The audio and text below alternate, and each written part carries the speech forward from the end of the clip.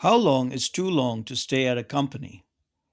It's a deceptively subjective question. Ask a CEO, HR manager, or an executive recruiter, and you'll get completely different answers. Why? Because staying at a company isn't inherently good or bad. It depends entirely on whether you've been stuck in the same exact role or constantly moving up across the organization. So today, I'm going to break down the job tenure into four distinct stages: 0 to 2 years, 3 to 5 years, 5 to 10 years, and 10 plus years. We're going to evaluate each stage through the lens of ROI, return on investment, to you and to your employer. So you know exactly when to double down and when it's time to walk away. So let's get into it.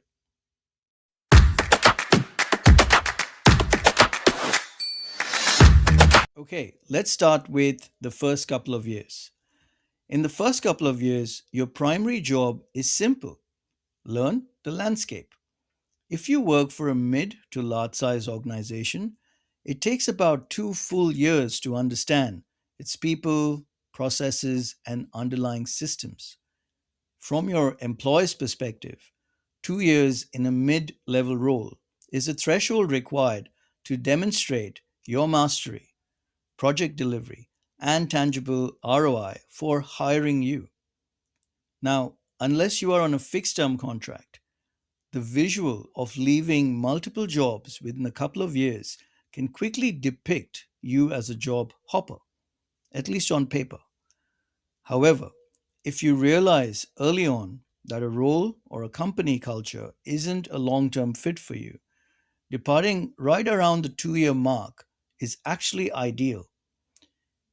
It shows future employers that you gave it a genuine go, proved your capability, what you can do, and made an informed decision to move on. Now, that's highly respectable.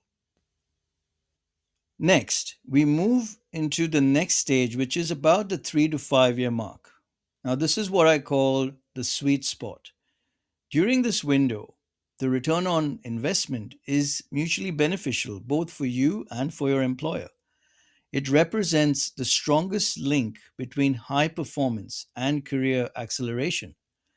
As you approach that 4 to 5 year mark, you need to do an audit of yourself in your position. So ask yourself, have you learned new skills or gained experience in new areas as compared to your previous employment opportunities? Has your scope of responsibility expanded? What were your achievements during this time? And make sure you're very objective about it. Have you taken on leadership roles, not just by managing people, but self leadership? And most importantly, has your salary increased in line with those changes? If the answer is yes and you're enjoying the work, keep going. But if your responsibilities are identical to day one of starting this position and your growth trajectory looks completely flat, the 3 to 5 year mark is your prime window to move externally for potentially a 10% plus compensation jump. Next, we have the 5 to 10 year mark. Now, this is where things start to diverge. If you've been in the exact same role with zero change in scope for 5 or more years, you have a problem. That isn't stability, this is career stagnation. Even if you're comfortable with the salary and working conditions, external recruiters or organizations will view as somebody who just plays it safe. It becomes incredibly difficult to prove continuous learning when you've been doing the same thing for over half a decade. If this is you, it's time to look externally. Don't just stay comfortable out of habit, because job security is an illusion. On the flip side, if you've held 2 or 3 distinct positions, perhaps you've earned regular promotions or moved sideways within that same 5 to 10 year mark, well, that's a massive win. It shows strong internal mobility adaptability, and the fact that you've built trust within the organization. The only catch, though, you've gained all that experience inside one ecosystem, inside one organization. So you risk becoming institutionalized, overly accustomed to one specific corporate culture.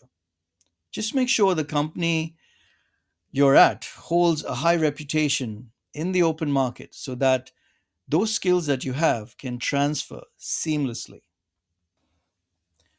Finally, we have 10 plus years in one organization. I'll give you the verdict straight up.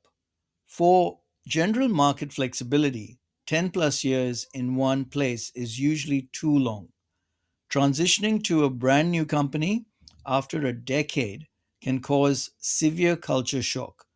External recruiters often assume long tenured employees are set in their ways or they're resistant to new methodologies or ways of working.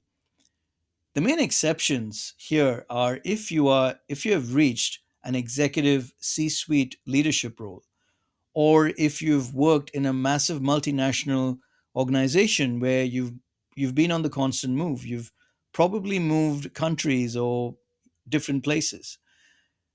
Here is the harsh reality. Even within your own company, your leadership will often value the opinions of brand new recruits over yours simply because they're bringing a fresh set of eyes. They're bringing in new perspectives. Every year you stay past a certain point without progression, you reduce your market value outside your organization.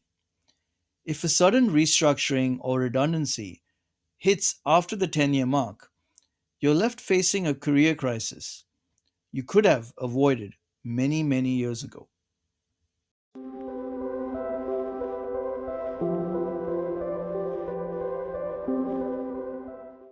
This is, of course, just a general measure. There would be many of you who have easily worked 10, 15, maybe 20 years in one company and done very well. Another factor is opportunities available within your location. So, if you live in a regional town or city with limited employment opportunities, then this general measure does not really apply. But I have personally seen many of my colleagues over the years who were comfortable, especially in that 10 years plus stage, often doing 15, 20, 25 years in one organization and reaching to maybe their mid to late 50s, only to be laid off and then struggle to find anything comparable to what they had. So, please take an audit of your career and make sure you own your career and own your development. Signing off, I'll catch you on the next one. Thanks for tuning in to The Signal. Visit www.procurementsignal.com for more information. Check out our other videos on our YouTube channel.